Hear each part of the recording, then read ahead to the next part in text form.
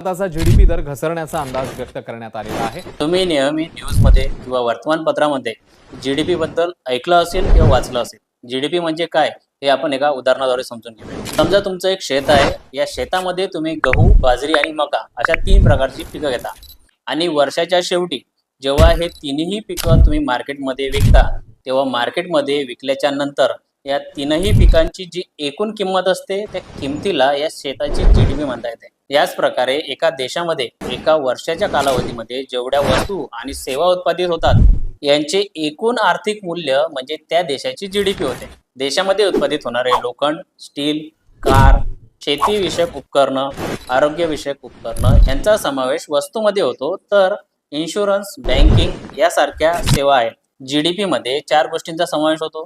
यामध्ये एक उपभोग म्हणजे कन्झम्पशन, दुसरी गुंतवणूक म्हणजे इन्व्हेस्टमेंट, तिसरी सरकारी खर्च म्हणजे गव्हर्नमेंट एक्सपेन्स आणि चौथी गोष्ट आहे निव्वळ निर्यात। या 4 गोष्टींचा समावेश हा जीडीपी मध्ये होतो। सध्या भारताची जीडीपी ही 4.19 ट्रिलियन डॉलरची आहे। फायनान्शियल इयर 2025-26च्या दुसऱ्या क्वार्टरमध्ये भारताची जीडीपी ग्रोथ ही 8.2% एवढी आहे।